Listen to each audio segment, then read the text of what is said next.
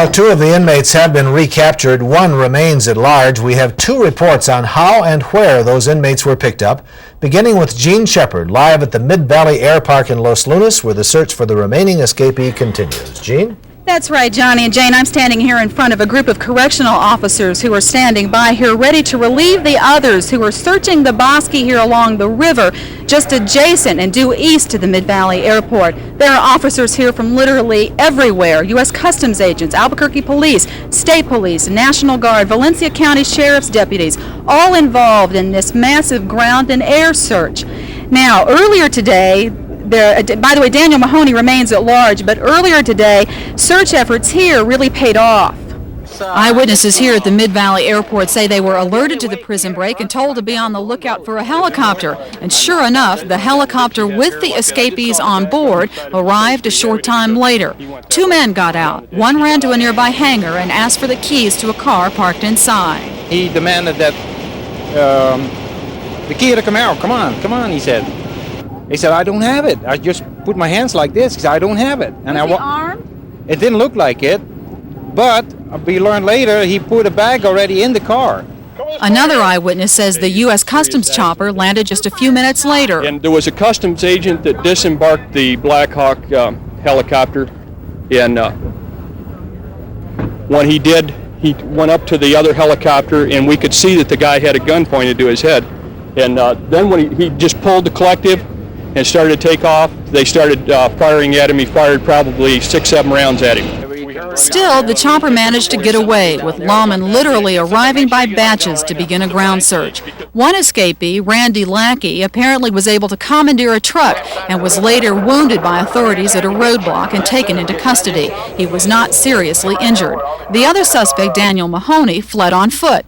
What officers did not know until a few minutes later was that the woman who allegedly chartered the helicopter was hiding in a hangar. She too had been dropped off from the chopper. See, they're looking for a Bailey Shoemaker. There's something going on here. Is this your truck here? I just got dropped off here. Huh? I just got dropped off here. Who are you with? I don't know their names. What were you doing here? Nothing. Sitting there. Huh? How long have we been here? Time is up. Where's the pistol? I don't have a pistol. Okay, that box of ammo's there. I don't have the pistol. Who has it? I don't know. The woman, who has tentatively been identified as Beverly Shoemaker, was arrested at the scene. She was carrying boxes of ammunition in her purse. Meanwhile, the search for the remaining escapee continued. Gene Shepard, Action 7 News, Los Lunas.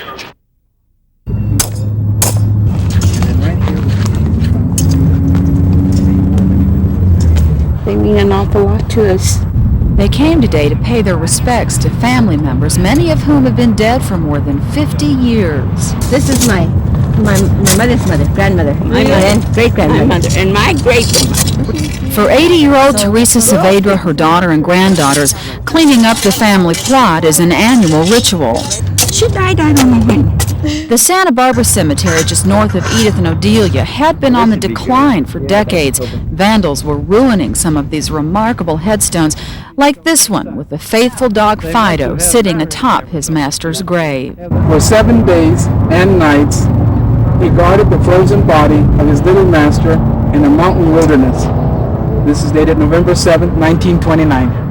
A group called Friends of Santa Barbara Cemetery, working with the Archdiocese, is trying to restore this historic burial ground dating back to 1869. Not only do we want people interested because their families are buried here, but it's a lot of Albuquerque history. Members of the Armijo family are buried here, and as with all old cemeteries, the family plot served as a testament to the family stature. The more affluent the family, the more elaborate the plot. There are the rich and the famous, and there are the everyday people.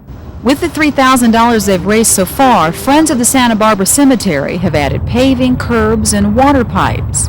But they say they still need private donations combined with financial support of the Archdiocese to permanently preserve these slices of Albuquerque history, like the Selva family plot. The first Selva was an Italian immigrant. The inscription on the headstone for a 1-year-old girl who died in 1890 reads, "Beautiful spirit, free from all stain, ours is the heartache, the sorrow, the pain. Thine is the glory and infinite gain. Thy slumber is sweet. On the same marker it says Ignazio Selva, presumably the father, murdered August 1896. Friends at the Santa Barbara Cemetery say these one-of-a-kind remembrances of the past are far too valuable to lose. Jean Shepherd, Action 7 News.